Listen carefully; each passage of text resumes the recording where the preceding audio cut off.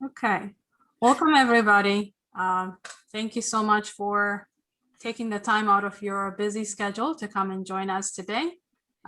We have with us Mutasim Ali from Virginia, I believe, and I'm in Baltimore, Maryland. And our topic for today is applying for F-1 visa as a refugee. And I shared Mutasim's profile with you, but I will briefly introduce him again as well. Mutasim is Sudanese. He's originally from Sudan. He has over 8 years of experience working in NGOs, providing pro bono services to vulnerable communities, primarily refugees and asylum seekers. His current practice focuses on areas of international criminal, humanitarian, and human rights law, child protection, as well as transitional justice. Mutasim is a graduate of a Bachelor's of Science in Geology in 2007 from the Omdurman Islamic University in Sudan. He also has an LLB degree, which is the first law degree in general law, which he earned from the Academic College of Law and Business in Israel in 2019. And in the US, after he came here on F-1 visa, he attended George Washington University and obtained an LLM, which is a Master of Law degree in International Law and Comparative Law. He has been recognized as a distinguished student for exemplary studies in international human rights, recognized by the Dean of the Law School.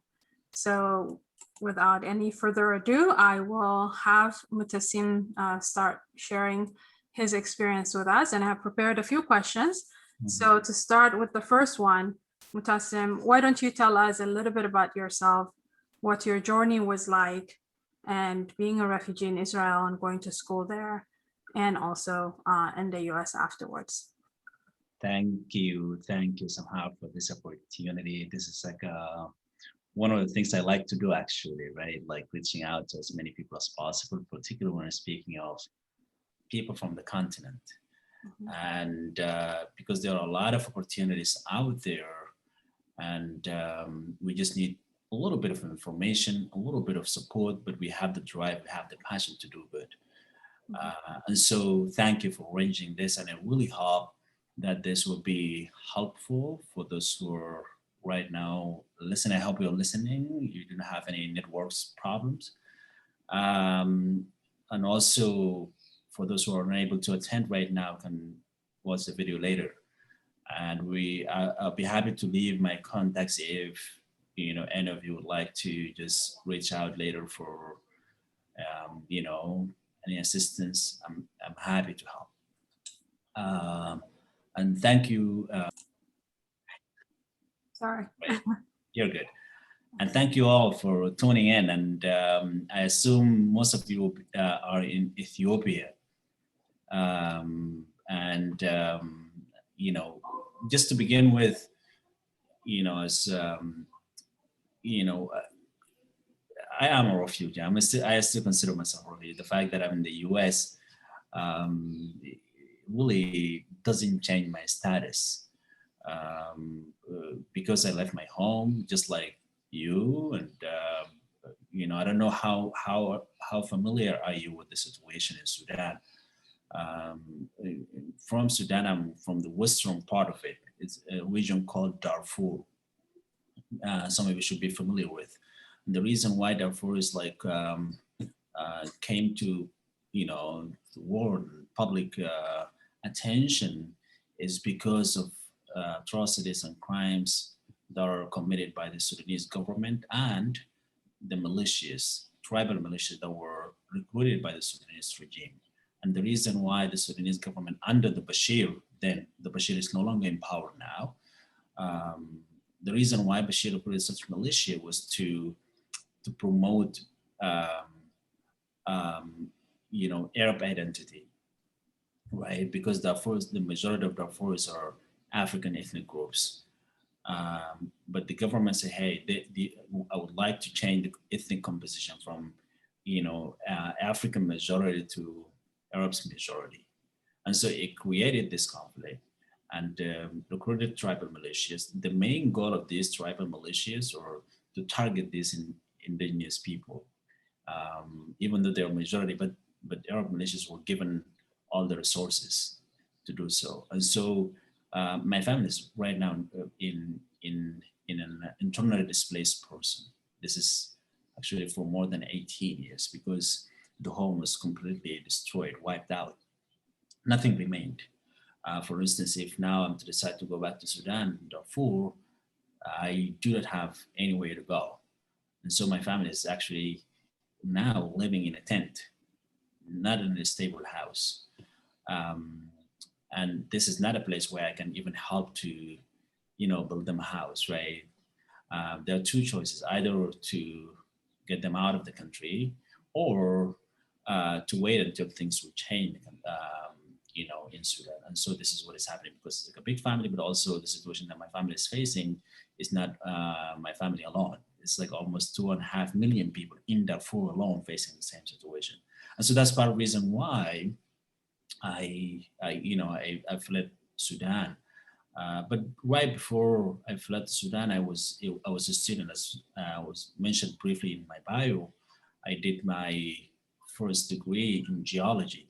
This is in Roman Islamic University in Khartoum. Actually, when I went to Khartoum for the first time, the idea was not to go to school.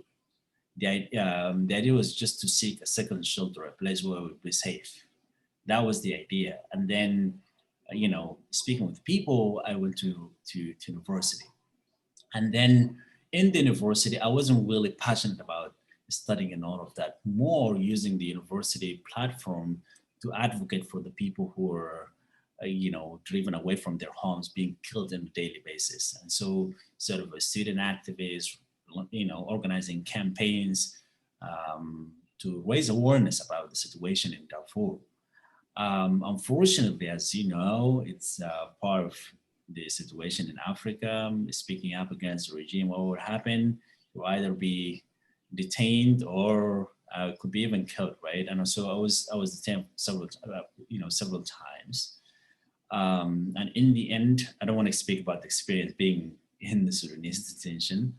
But in the end, I fled the country because it was just impossible to remain there. I wasn't able to reunify with my family because in an isolated area, and that's part of the reason why I fled to Egypt. And the reason why I fled to Egypt was, yes, because of the insecurity in Sudan, the absence of safety and all of that, but because Egypt was also unsafe due to the fact that Sudanese government, Egyptian governments, they have sort of diplomatic relationships, right? That people from Darfur mostly labeled as rebel groups, right? Remember, they were tribal militias, mostly Arabs, and non-Arabs were considered rebel groups. And so rebel groups in Egypt sort of secured a threat to Sudanese and Egyptian national security. And so that we were always subject to the subject to arrest and deportation. That's part of the reason why, again, I had to flee to Israel. That was a tough journey, and I'm sure you heard some of it. But I made it to Israel, and I spent about 11 years in Israel. Um, and in Israel, it wasn't an easy as well, right? Because Israel is like defined as a Jewish state, and non-Jews are unaccepted in Israel. Now you hear a lot about many people, like there are Russians, there are many African refugees and asylum seekers in Israel, but people are not accepted. They are not given status at all to this day, solely because Israel is defined as a Jewish state, number one thing. And number two, we're also different, right? Like to see a black person, in Israel, you can easily see black person as a different, but not to see a Russian or white person from who's non-Jews as a different from Israelis, right? Like the color plays a big role there, and so there's that aspect in our presence in Israel, and so it's been really difficult. We can speak about the Israeli policy later, but for this purpose, I would say it wasn't difficult. It wasn't easy for me to, just like many other refugees in Israel, to begin life there. We were struggling with finding work permits because we were not given proper work permits. We were not given shelter once we arrived. Actually, we were in prison when we came in the beginning. and then will automatically release with something called conditional release visa. It's a sort of a paper that you are temporarily released from prison until the government will decide later what will happen with you. You could be sent back to prison again, or you could be deported back to your country of origin. So you're always in this limbo. And so, you know, think about this. You're just from Ethiopia right now, from Eritrea, ended up in Israel with this conditional release visa. You do not have home. You don't have nobody to support you. And just the beginning of life like that. That's how I began my life. Actually, the first few days I slept in a park because there was no place to go. But over years, I had to engage in activism to advocate for the rights of refugees and asylum seekers. And that's how I got to volunteer for a number of human rights organizations. My friend Tahlid can share with you later about this. And then I thought I need to do something not just for the refugees and asylum seekers in Israel, but also for the people back at home. And that's when I decided to go for law school in Israel, because I was really in pain. I was in so much pain, like I was kicked away from my home, and then came to Khartoum, and I was still, persecuted because of who I am, and then to Egypt again, and then to Israel, where I thought it would be safe, and still the injustices continue. What am I supposed to do about this situation? That's when I decided to go to law school. And the idea is really to advocate, to be an advocate for the rights of people. Of course, people in Israel, but also, most importantly, people who are left behind, like my family, 2.5 million people. And I went to law school. That was not an easy process as well, because I didn't have a proper status. That's part of the reason why I applied for a private college, not a public university. Public university would have been even, if not impossible, would be really difficult for me to do at that time. And with the persistence, I was admitted, and I got a full scholarship, living expenses, and tuition covered. And then I finished my law school, and then applied for master's, and admitted at George Washington University, and that was in 2019. I finished last year, and now I'm working as a legal consultant. And so I think that's like quite of a journey. There are a lot of details there, but I think one thing that I can share with you from all of this journey is that the persistence and never give up. Really, like, this is one, like, sometimes when people say, "Hey, never give up," it seems like aspirational saying, right? But it really works. If had I given up, I would maybe still remain in Sudan, or maybe I wouldn't be alive today. I'll leave it there. That's quite a story, Mutasim, and thank you for sharing your story with all of us. I think you kind of answered part of my second question, because I was going to ask you, why did you make a shift in your career from geology to law? But you've answered that.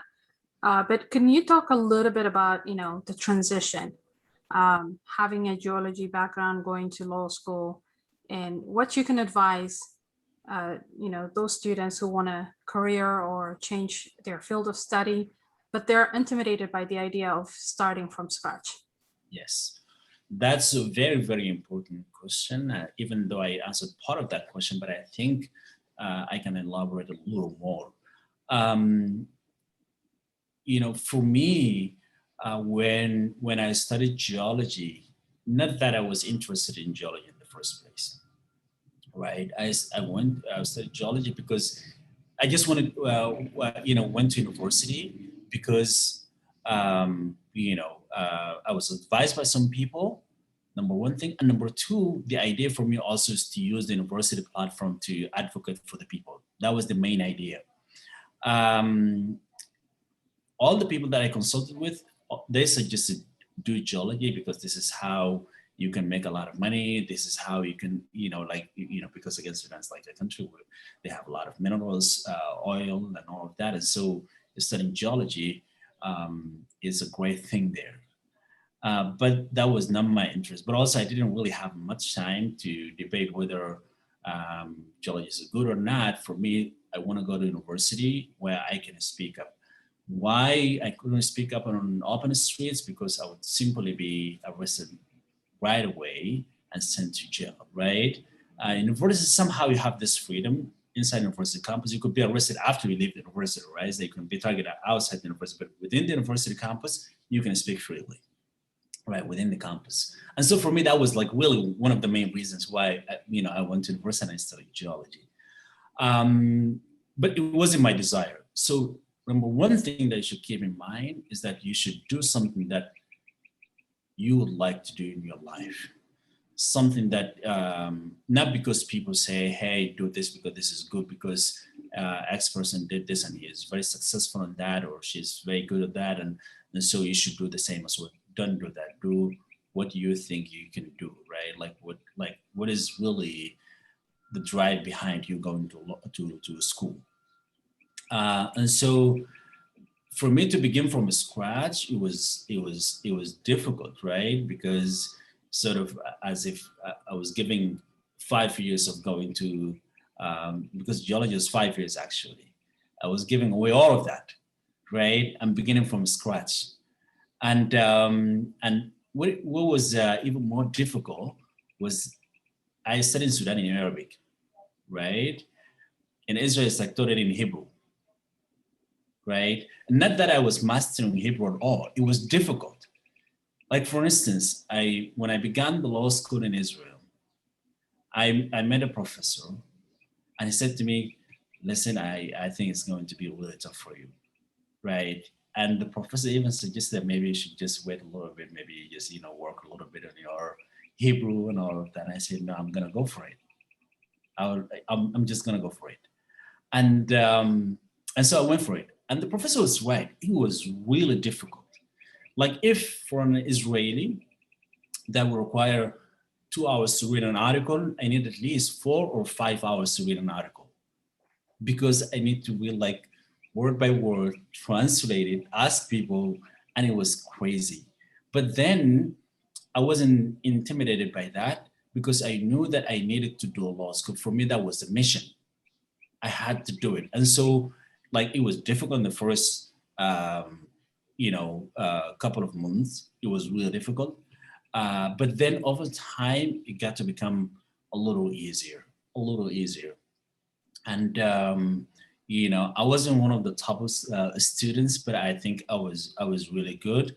And the fact that I, after actually a year before I finished my law school, I got an internship at Harvard University. I think that's like an embodiment of how what I did in my school, right? I could have been better, but I think I was satisfied with that. And so the main reason that I was able to do that was it was for me a life mission. I was driven by the pain of people I left behind, but also the struggle of refugees that I'm from them. And so this is the reason why I was able to do that shift. And so never be intimidated by the fact that you're changing your major or your career totally, as long as that, in line with the things that you would like to achieve in your life. That's really good to know and to hear from you, because here in the US, as you know, a lot of people they change careers even when they get old. So it's something that you could do, and you can make it work for you. Yeah. So now I'm going to move on to your volunteering work. You mentioned earlier that you did a lot of community development within the refugee community. You advocated for their rights, etc. So can you tell us a little bit more about what you actually did and how those volunteering opportunities opened or led into other opportunities, both in Israel and in the United States? And if you could add to that, like what would be your advice to Eritrean refugees who are in different parts of the world as it relates to seeking opportunities in other countries? Great. So number one thing is that, pursuing your academic career, your future, never put in your mind that you're a refugee, and so you're distinct from others.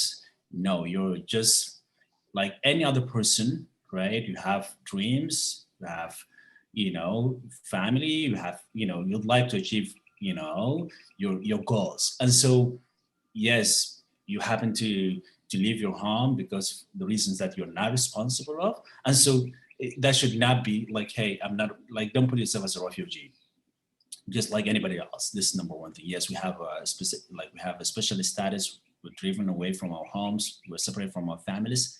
But again, we're just like anybody else in terms of we have dreams and all of that.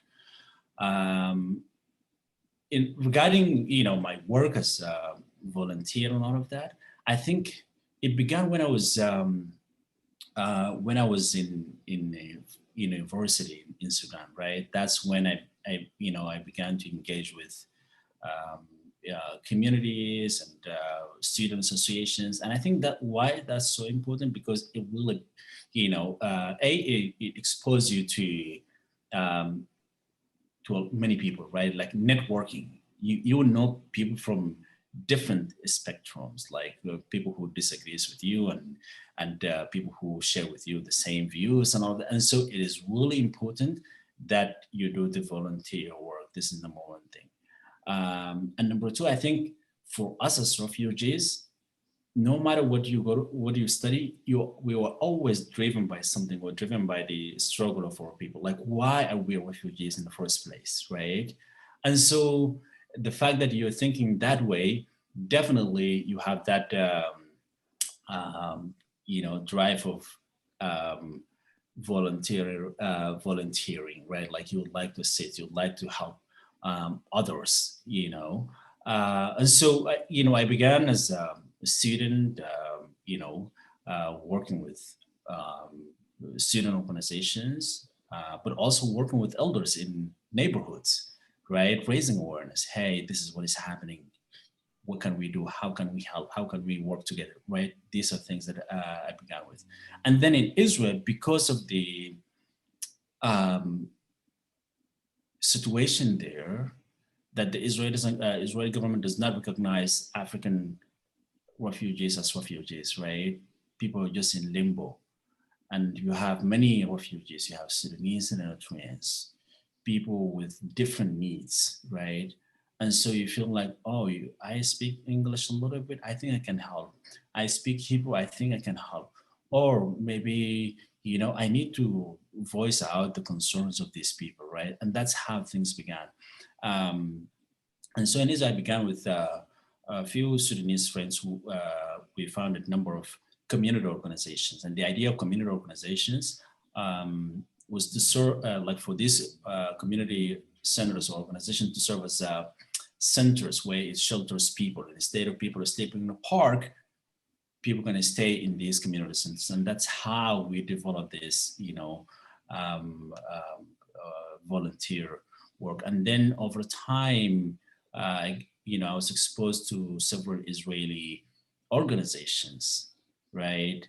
Because again, because we're in direct contact with the community members, and the Israeli organization would like to have that, right? Like, somehow they're sitting in offices and they speak about refugees, but they do not have refugees themselves to tell their story, right? And so they would want to collaborate with community organizations, grassroots organizations, and that's how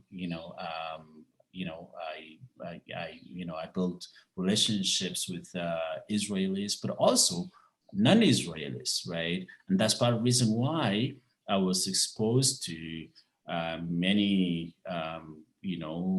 generous people who helped me cover the tuition because I went to private college. I wouldn't be able to afford it, right?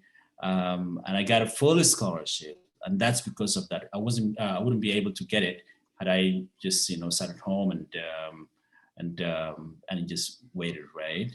And so I think that's like a number one thing. And number two, I'm able to, also to learn a lot, right? I can assist the communities because of the access that that I have, the network that I created over the years. And I think doing volunteer work, I think is really important, not just because it will give you access to, good things, but it will do good to you, right? Like you feel like you're helping people. And I think that's part of the reason why I think it is important to volunteer. Thank you so much, Mutasim. I really appreciated your response. And I cannot stress enough the role volunteering plays, even in the US, let alone in other parts of the world. Here, people, the volunteering or doing unpaid internship, it's a stepping stone to a full-time job and to different opportunities. So whenever the opportunity arises, take it, volunteer, meet with new people, tell them about yourself, network, and you never know what opportunities you can get as a result of that. So now let's talk about your F-1 visa experience, because this is one of the main reasons why we're hosting this event, is to learn from your experience. So what was it like when you applied for the F-1 visa? What helped you to succeed in getting it? And what can other refugees learn from you? Okay, so this is a tough one. But here's the thing, just before answering that question, I just want to tell you this story. In 2013, I did law school admission test to be admitted for a law school here in America. That was in 2013, before I began law school in Israel. And what happened is that I was admitted at Brooklyn Law School and I got a scholarship, right? But then I didn't have a status in Israel. As I told you, all of us in Israel were given a paper called conditional release visa that we were temporarily released. And so we would have to renew it every 3 to 4 months. It depends, but between 3 to 4 months. We had to renew it all the time. It's not even work permit. It's just a paper that you were released from prison temporarily. And so with that, I went to, to get a travel document, right? Just like many refugees, we didn't have passports, right? And no chance we could go to the embassies of all countries, because these are the countries that persecuted us.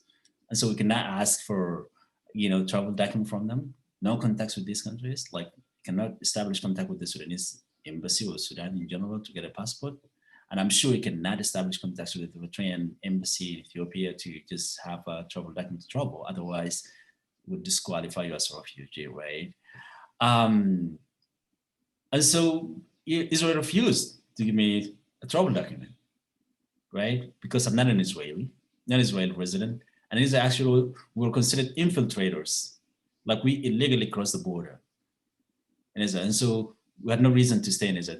That's how the Israeli government argues. They refused to give me a travel document. I went to the embassy, just like that, right, to apply for a visa. And they said, there's no chance that we do this. Like, how do you expect to travel to the US without a travel document, without a passport, right?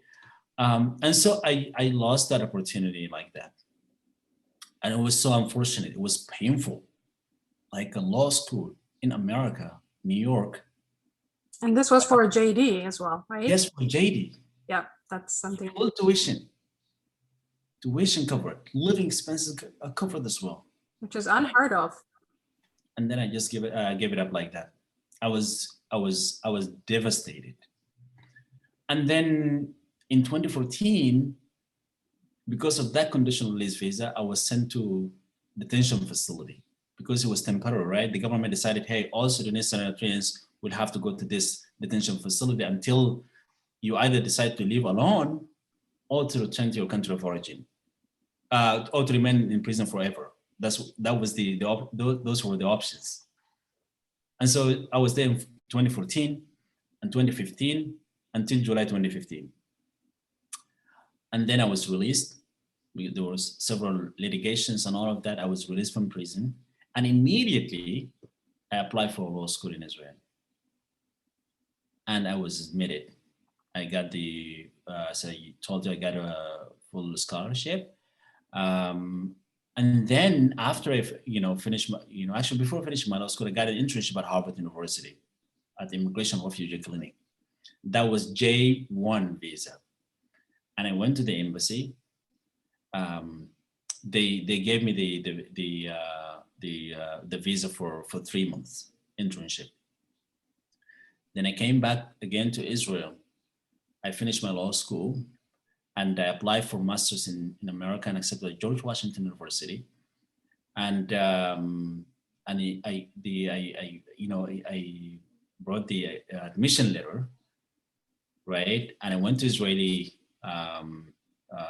authorities to renew my travel document to apply for a visa. And so to have a travel document or valid passport is number one step.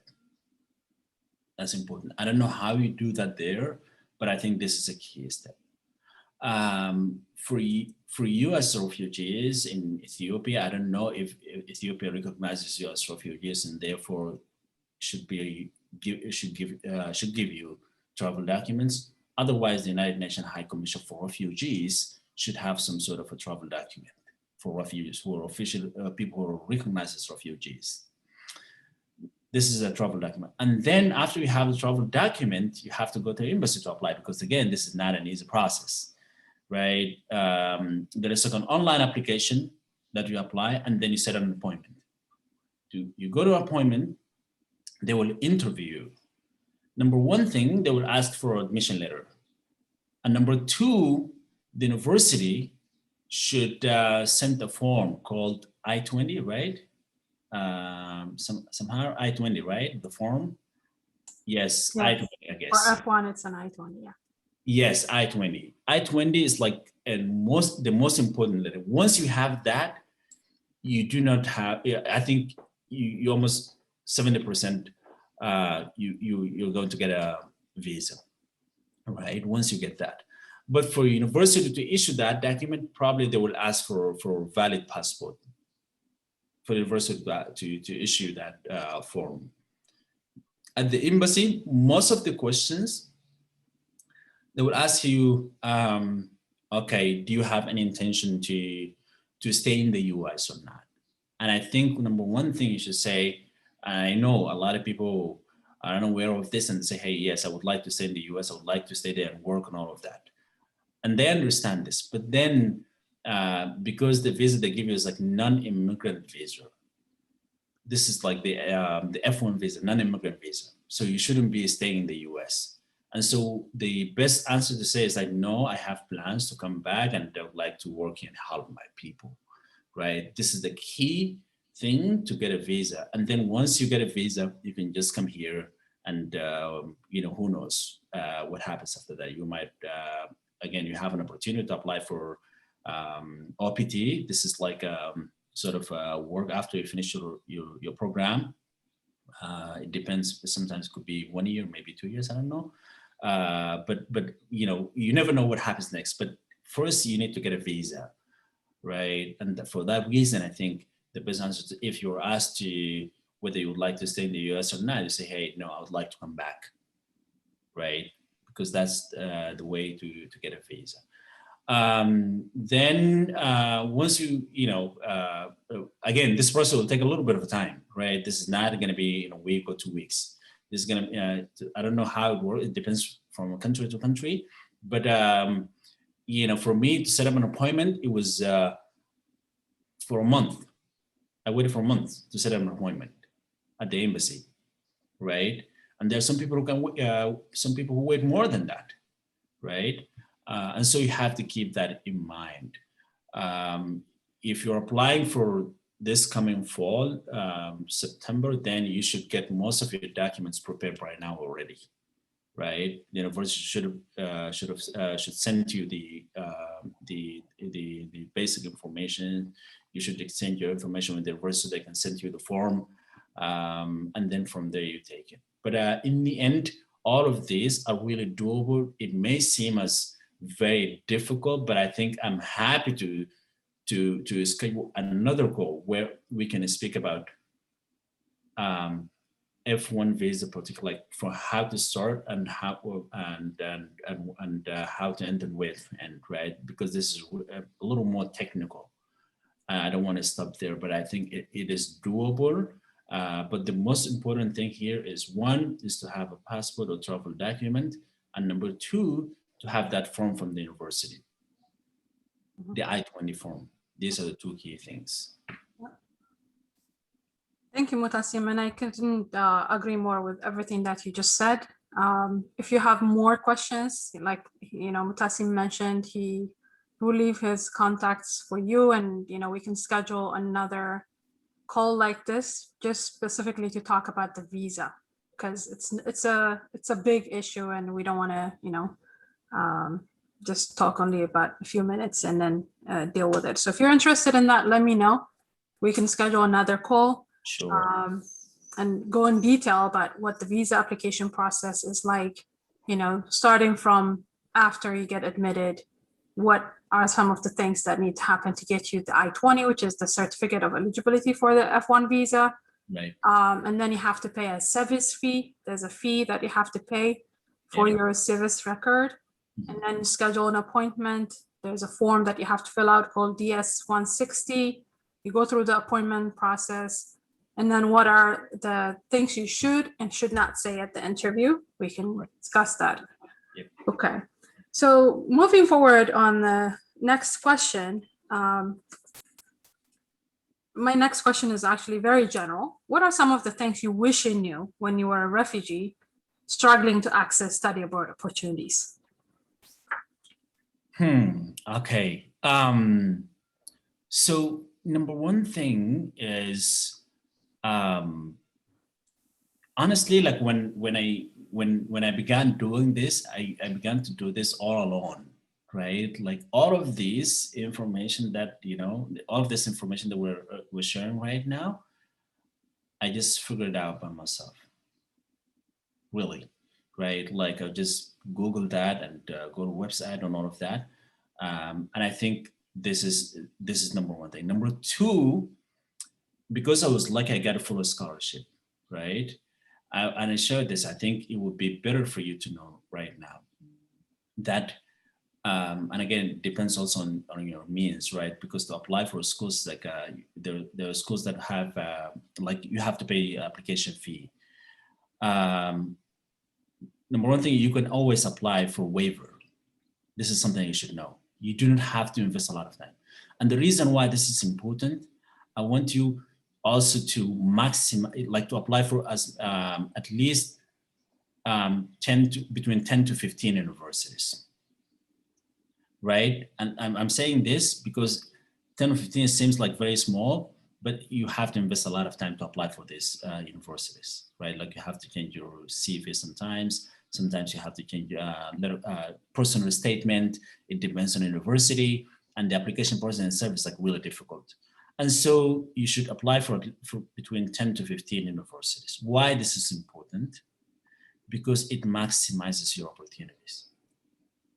It maximizes your opportunities because you never know that you will 100% be admitted. And so number one, you want to maximize your opportunity. Number two, also to negotiate your scholarship. Because some universities, like for instance, you apply for, let's say, Northeastern University, and then you apply for Columbia, and then you apply for Stanford. But your dream is to go to Stanford University, right? So you're admitted at Stanford University, and at the same time you're admitted at the Northeast University. The Northeast University gave you full scholarship, but the Stanford University gave you like a partial scholarship, like covered your tuition, but not living expenses. And that's where you want to go, right? So what are you going to do in this case? Like, this is one of the things that I knew at the end, is that if you have admission full, Northeastern University, full scholarship, you can negotiate your scholarship at Stanford University. You can say, hey, I'm also admitted at this university, but my dream is to go to this university, right? To make your case. It works. I know some people who succeeded this way. And that's part of the reason why it is important to apply for many universities, right? And many is like, I'm careful about saying many because again, this is expenses. Like if application is like $70, you want to apply for 10 universities, $700. This is like a lot of money for somebody in Africa. It's like a lot of money, even here in America. And so I'm careful about that. That's why I suggested you always can ask for waiver. You're not losing anything. Just say, hey, I can't afford this. Can you waiver the application fee for me? Most likely they'll say yes, right? If they say no, you're not losing anything. And so if you're able to apply for 10 universities, then you can negotiate your scholarship if the university that you would like to go to does not give you a full scholarship, for instance, right? So this is one of the things that I think it is really important to know. And I think that would have been helpful for me, like to know before I accepted George Washington. I could have gone to Columbia actually. So yeah. Yeah. This is wonderful and very eye-opening, particularly the last thing you said about negotiating your scholarship. And thank you for also mentioning that students, particularly refugee students, can ask for a waiver of the application fee, and universities will gladly waive it for you if they know why you can't afford it. Yes. And you contact them. Because, like I mentioned in my previous presentation, one of the goals of universities is to diversify their classrooms. So if they get a unique student applying from a country that they never had a student, or maybe they had one or two, they are more than happy to waive that application fee. And if they have a scholarship, they will give it to you as long as you apply for it and you meet at least the requirements for it.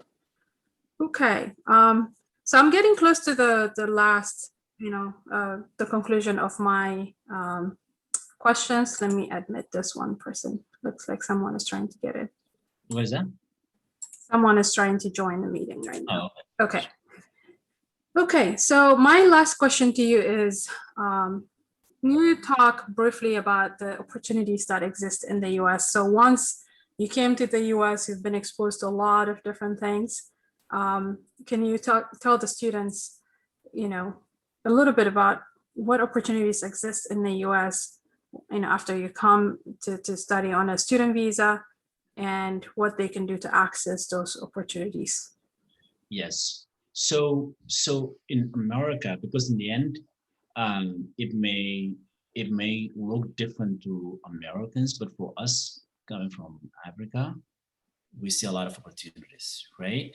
The reason why we see a lot of opportunities because back home, for instance, in Sudan, I was even afraid to go to a company or a government minister to apply for a job, right? To government office, right? Because I feel like I had that hostile relationship with the government, right?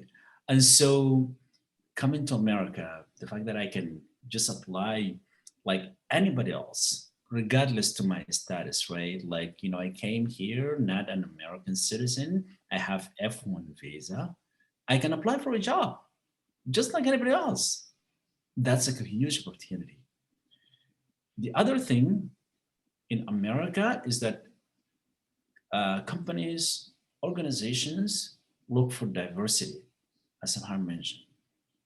Diversity is a key here in America, right? Because, and we have a story, right? Like think about this, somebody who was really like out from nowhere and is able to make it all the way to America and to go to school, right? And people will look for this opportunity, right? This is number one. And number two, we also speak languages, a lot of languages. This is another, like this is an added value for people like us. And so in America, like we have this, equal employment opportunities, right? Like you can always apply for a job as much as number one. The most important thing in America is networking. That creates a lot of opportunities, right? Like in university, you meet a lot of people, like there are events where you can meet companies, meet people who might be interested in, offering you opportunities or connecting with people who might offer you opportunities. And do not underestimate your classmates themselves, right? Like you have A lot of people you do not know from where they come, and they may work for companies while they are students, right? And there are a lot of opportunities out there. And so I do think that with the drive that we have and the passion that we have, for us, we have really a lot of opportunities to seize in America in terms of job opportunities, in terms of also creating our own businesses, right? This is what America is great for, that you can seize the opportunities and succeed. This doesn't make the life so easy in America, right? Like, this is not that easy and everything will be perfect once you come to America, right? There are a lot of people struggling and all of that, but I think we have opportunities to succeed. But I think the key to your success is to be admitted and to make it here, and to be engaged with your classmates or student associations, and that will open up many doors for you. Yeah, thank you so much, Mutasim.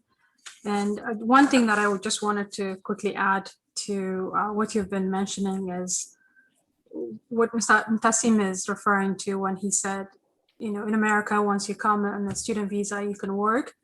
Of course, there is some limitations to that. So you can work on campus because you're a student on a student visa. You can also work on authorized internships that are for credit. It's called curricular practical training, or CPT.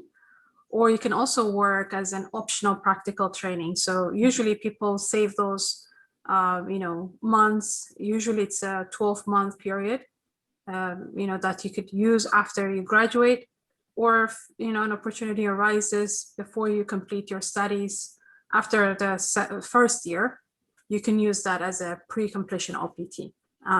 You could get all of that information from the university's website, but there are opportunities for you to work both on campus and off campus. And there's a lot of opportunities on campus as well. On-campus jobs help you to improve your customer service skills, your communication skills, your networking skills. There's so many skills that you can develop by working on campus as a student worker. And then once you graduate, you can look for a job, for a year. If you are in a STEM field, science, technology, engineering, mathematics, there's a list that the US government has prepared. So if your major is one of those, you can also get a 2-year extension in addition to that 1 year. So technically you can work for 3 years on the student visa, on the F-1 visa, after you graduate. So there's a lot of opportunity. So it could be a really good OPT is a really good stepping stone to other work visas. And a lot of our people back home in Africa, they're not familiar with the different visas that people use to come here to the States to work. So with that, I have concluded my questions. Now I would like to open the floor to Q&A. So if anyone has any questions, you can. I see there are a lot of questions, some questions here. Yeah, we can start with those. I think Tesfaye asked, would you please pinpoint the gist of this meeting? Yeah, we basically wanted to, enlighten you about F-1 visa and how to apply as a refugee, the fact that you can actually apply for a student visa in the US. So that's the main goal of this meeting.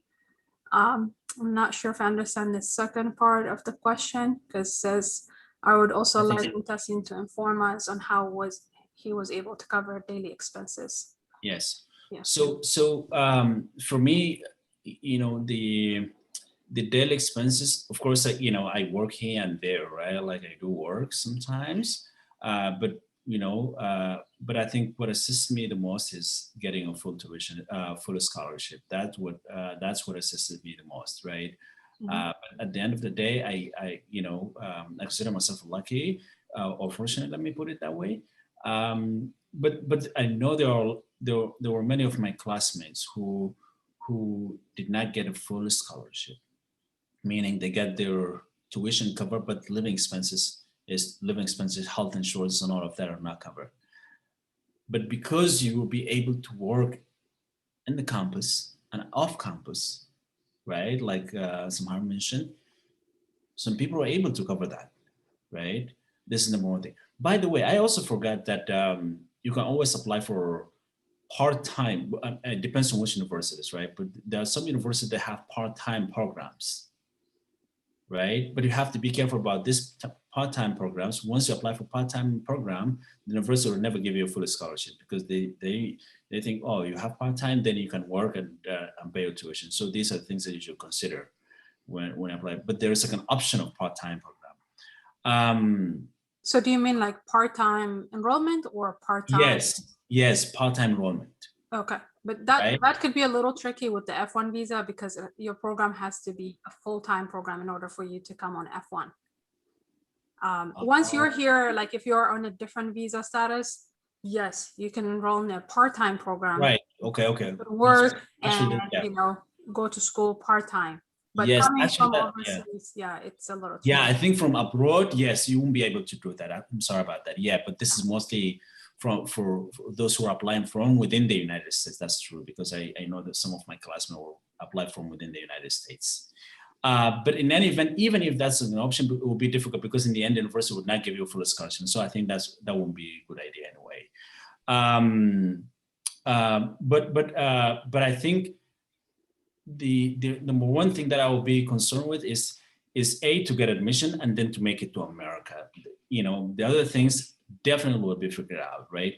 But if I got the question there, when you speak of daily expenses, do you mean the living expenses or the expenses of applying for the universities and visa and all of this? Those are also expenses, right? But if you're referring to living expenses and all of that, I think I just answered that. I think you have to work on or off campus. Most likely, I would recommend to work on campus because again, it's not difficult. You can still read and do your things because again, studying here in America is really difficult. People read a lot. People here are crazy. And so on campus will be the best way to do it. And then as for the rest of the expense of applying and the processing your documentations and all of that, I think for the applications, I think you can always ask for waiver, as I mentioned earlier. The rest of the things, the passport and all of that, I think we'll have to figure it out. But in the end, all of these are really doable. I think the aim should be, hey, I want to go to school in America, and I think you'll be able to make it. Okay. Yeah, there was a question about an I-20. I-20 is Go ahead. The certificate of eligibility for F1. So that's a document that the university, once you get admitted, the admission office communicates with the international services office and they send you the I-20. The I-20 enables you to seek that F1 visa at the embassy. Without it, you cannot apply for an F1 visa. Nantesfe is also asking what networks can be created with people like Mutasim to regularly contact and figure out things that can be done. This is why we are, hosting this event. We'll see and figure out ways we can engage people like Mutasim who can provide you more detailed information about how to apply for student visa. So stay tuned. If you are not on the Telegram group, the Eritrean Students Network, please join us, Tesfe, and you can get more information there. Yep. Okay, so I don't see any other questions. So if you guys have any questions, you can raise your hand. If you want to ask Mutasim yourself, you can unmute your mic and ask him at this time. Yep, sure. Oh, you can also type. We'll be reading the text. Yeah, you can also type. Either way is fine. Yeah. Okay, so thank you, everyone. You're welcome. Thank you, Mutasim, for the very informative information. And last week I joined a student visa. Sorry for the background noise.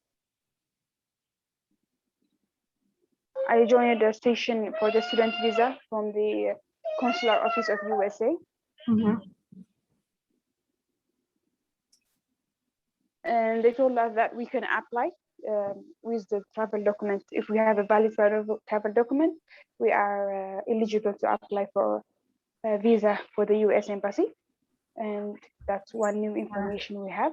So Mutasim is all right. Yeah. The only problem with that, she said, if the person has an intent of immigrating to the US, it might be not a good option. Yeah. Okay. Yeah, that's very important because definitely, I mean, the consulars, like at the embassy, definitely they would ask you, like, they have the information, you give them the I-20 form that we spoke about, that this is the reason why you're going to the US, you're admitted and all of that, right? But it's still, they ask you this sort of formal questions like, do you intend to stay in the US? Or, like they ask you this sort of questions. And I think just know that you're not going to the US to stay forever. Like my intention is to go back to, to Ethiopia, let's say, right? That's where I want to, I want to go back and work, but I'm here only to study for my program period. And so they give you a visa they will give you a visa. Then after that, you never know what happens, but in the end, I think the goal here is to get a visa. And so you should answer questions that will lead you to your goal. Right? So that's number one thing. I don't know if everybody's like, able to get a travel document from Ethiopia. Otherwise, I think this is something that should be sorted out, whether through the United Nations High Commission for Refugees, UNHCR, or I don't know how does that work, but this is something that I'm sure you're aware of. But yeah. And then there is a question from Samson. I think in terms of scholarship, I guess for most applicants, I don't know about other programs, but for law school, I know that you can apply, for financial aid within your application, right? Like for law school, apply through Law School Admission Council. And so there you apply for financial aid. And so university, based on your personal statement and the reasons why you're asking for financial aid, there is something called, what is it called? A merit-based scholarships, right? And that, most likely they will cover the full tuition. And then the university itself will give you links to external sources, right? It's like a little bit of work. You have to apply, you have to write, you have to make your case. But for people like us, we have the reasons. We have the case. It's just a matter of just putting it on paper and then send it. But I'm sure, I have no doubt that any of you, if apply for financial, at least you'll get a tuition covered. That's like a huge amount of money if you get a tuition covered in the US. Most of schools like, $50,000 to $60,000 a year. That's crazy. Some of them are even more. Mm-hmm. And so if you get that covered, that's number one giant step. Number two, you apply for external sources. That's where you get living expenses covered. Here, I think there's one thing that I think, I don't know, there's an open society. What is it? Organization, right? Open society. Yeah, I was going to mention that actually. I think that's really important, but mostly they give scholarships to civil rights activists, human rights, and those who are involved. And this is the idea of, to volunteering and supporting communities and all of, and activism. Mm-hmm. They give a lot of money. Like they cover the whole thing. The Open Society, they cover the whole thing. I don't know if they operate in Ethiopia, but I know they're in Uganda. This is something that maybe we will have to double check and share with you the information. But I think that's a good resource as well. Yeah, thank you so much for mentioning that. It's always a good thing to know, like, funding sources. My advice is, just like Mutasim mentioned, first see what the universities can offer you, whether it's tuition remission, full tuition remission. Sometimes they give you partial tuition remission. But if you go and get a secondary, like scholarship or fellowship, whatever you call it, that helps you pay for your living expenses, I know for a fact, because this happened to me, they cover the entire tuition. So if you get an outside funding agency provide you whatever amount, hopefully, the full amount that you need for living expenses for the entire length of your program, then you can go back to the school and you can say, hey, you provided me a partial scholarship that covers only 50% of my tuition, but I have this living expenses covered. I am not going to be able to, to cover the tuition. Could you please give me a full tuition remission? And then they will do that. So there's a lot of things that you can do. The key is you have to be very active. And just reach out to the university. Whenever you have a question, just don't be frustrated and sit quiet. Email them. I have seen that in my life. I have seen it in a lot of other people. If you get a full scholarship from somewhere else, but you want to go to another school, like Mutasim mentioned earlier, negotiate, leverage that, share that information with them. And they would want you to come to their school instead of going to the other school. Right. Yeah.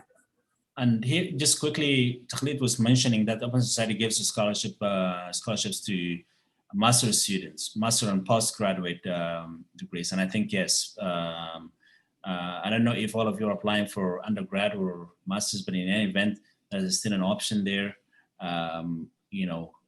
Is something to consider. This is just an idea of how external sources outside universities can offer you scholarships as well. Yeah, you're right, Tesfi. You also mentioned George Soros Foundation. There's a lot of like outside.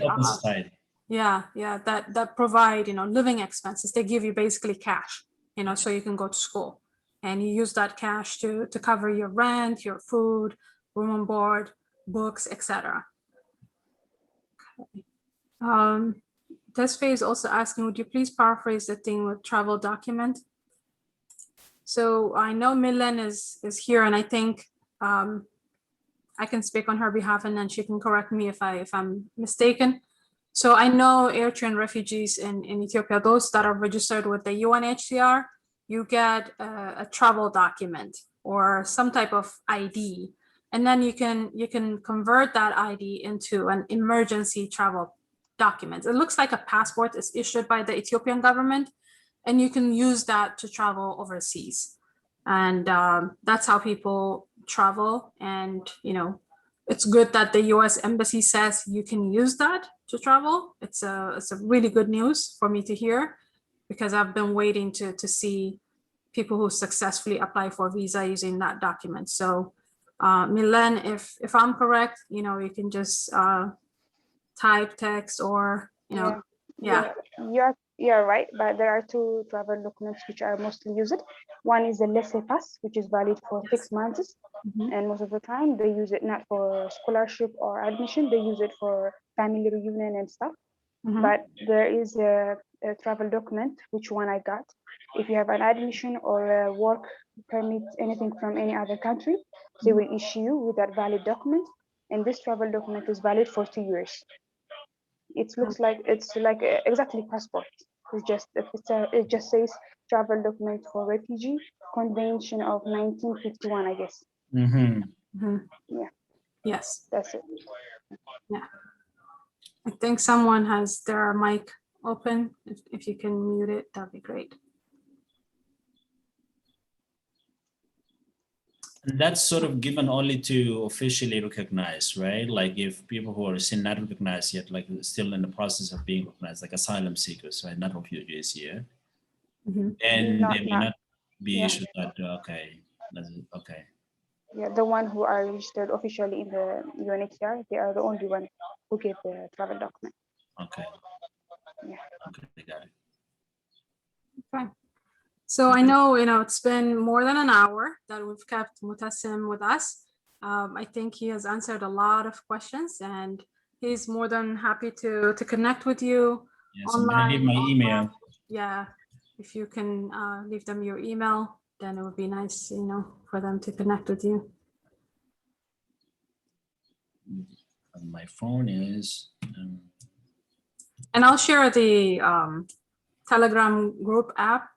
So it's a group, that we have on the Telegram app. If you want to, chime in, just pop in and see, or post things, share information there. sure. They would really love that. Sure. I'll share that on later on my phone. Sure. Yeah. So on behalf of all of you, I would like to say thank you for your time with Mutasim.